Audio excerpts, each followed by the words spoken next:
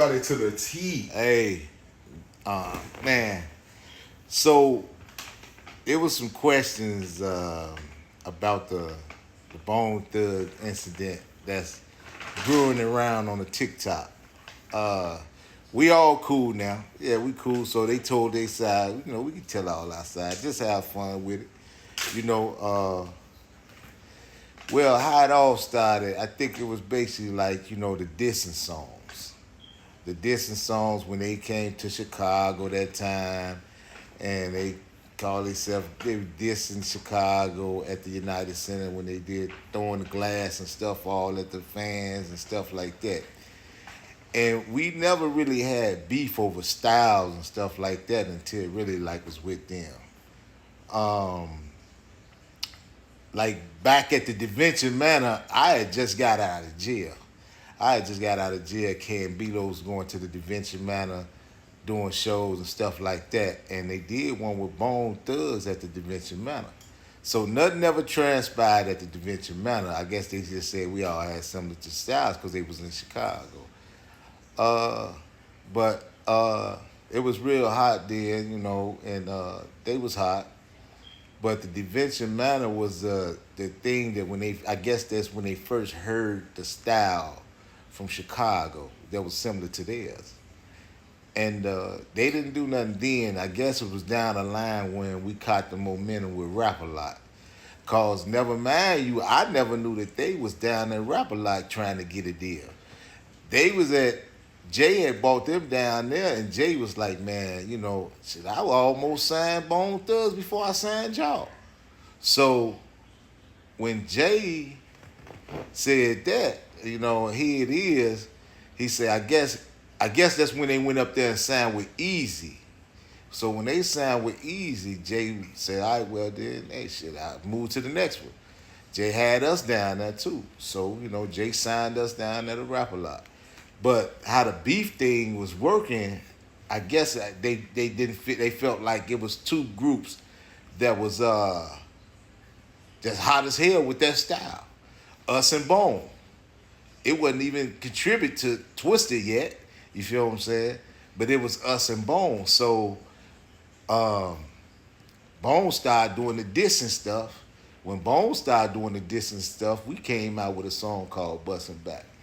So Bustin' Back, was one of them songs like, nigga, when you talk that gangster shit is Chicago. So we gonna step in your ass with this here, whop the bam. We was just having fun with it. Everybody was having fun with it and stuff like that. So we just made Bustin' Back.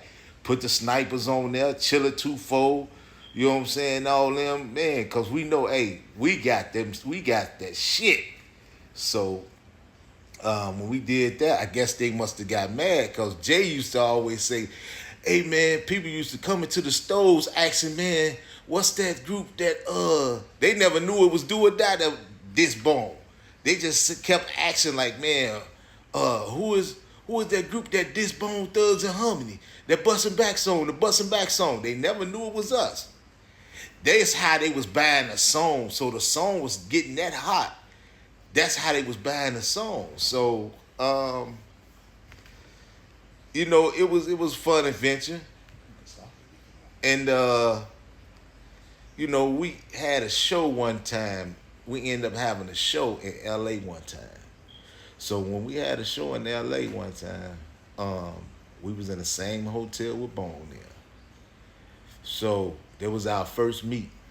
Now, we never knew that they was in the hotel we was on Sunset Boulevard in the hotel. You know what I'm saying? So when we was in Sunset Boulevard at the hotel, uh shit. They came in one day. We was up. Well, they Beto was in the room. They never was downstairs. It was me and Godfather. So we was shooting pool downstairs. Me and Godfather shooting pool. So I ran upstairs, and when I was on my way upstairs, I ended up seeing them check in. So when I seen them check in, I wasn't paying them no motherfucking mind. You feel what I'm saying? I'm like, all right, shit, nigga, we just dissing each other. We ain't finna take that shit street, is we? You feel what I'm saying? So I just went upstairs. I guess they must have seen me go upstairs, not paying attention. So I go up to the go upstairs, and then all of a sudden the downstairs desk called my phone because they called the hotel room phone. They called the hotel room phone. I had to go downstairs and take care of some incidentals and stuff like that. So I went downstairs with C from Rap-A-Lot. Me and C went downstairs. He was already actually downstairs. And I went down the stairs. They was trying to pay for some incidentals on our rooms and stuff like that. So when we did that, that's when the brawl kick out. So the brawl kick out in the motherfucking lobby. So when the brawl kick out in the lobby, you know what I'm saying? All of a sudden here it is, you know what I'm saying? It was like, man, one dude was like, man, bro, ain't you from Do or Die? So I braced myself already with my back against the what's name. So cause I'm seeing him finish swing. So when he swung, I swung, knocked him out. Bam! So you know what I'm saying? All of a sudden, here it is. I'm fighting with all of them down there. They fighting C2. And then next thing you know, I'm breaking shit all up in the bottles and bowls. They had all type of glassware all up in the hotel. Broke on people's and everything. But we got there. He told the right thing. I wasn't no hoe over here, partner. It wasn't no hoe. Because I was giving them everything that they asked for. And then all of a sudden, Godfather heard it. Godfather came out of the pool room with the pool stick, started swinging at niggas. Bam! So they started running to their car. Them niggas ran to the bus, and it was like 10 or 12 of them.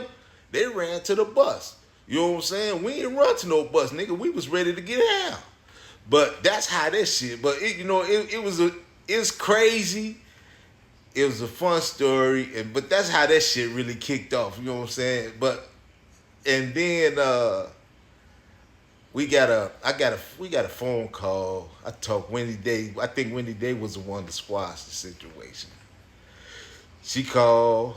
Somebody else called. Jay was talking about what was going on and stuff like that. You know what I'm saying? But they didn't even know. Like that night, we had some niggas coming from Chicago. We flew some niggas in from Chicago looking for them at a Jermaine Dupri party. You know what I'm saying? So we was riding that motherfucker strap looking for them. We was on some Chicago shit in LA. You know what I'm saying? But man, that shit was funny as hell though. It really was funny to me. But because of a nigga knowing the street ways and how to get home, you feel what I'm saying? That's what I was using. We was using all our street knowledge to get home. We didn't go home, we didn't run home, we didn't do that. We stayed on our tour dates. Cause those was our tour dates we was doing in LA. Man, but then after that, I think they came and had a show at the House of Blues in Chicago. So I was coming upstairs. Now I was coming downstairs, they was going upstairs. So as I'm going downstairs, I'm by myself. You know what I'm saying? Them niggas see me in the stairwell and froze. I was like, yeah. But I wasn't on shit. You feel what I'm saying? That shit that happened was always in the past. You know what I'm saying? But we end up getting together. Like my brother did some shit with one of the Bone Thugs. You know what I'm saying? It was all love. It's all love ever since then. You feel what I'm saying? But cause that's what it's all about, man. It's all about making music, having fun, and doing what you gotta do, man. But that was a story. That was a funny ass story to me. And I just want everybody to get a piece of what had happened with that situation. But, you know, that's really what happened. But like he said, though, shit, them niggas wasn't no hoes, boy. That's when the old boy from Bone Thugs, like, man, they wasn't no hoes. Like, they ain't no hoes neither. Nobody no hoes. You feel what I'm saying? We just everybody stood their ground. They stood their ground, we stood our ground. We just, man, like today, we just have fun with it. We do what we gotta do. Man, we stay connected now, man. It's mad love and mad respect for them, though, you know? Man, always. Man, that's part of my story. Y'all need some more? Look at your boy Nah. Be looking for it. I'm going to tell you about it.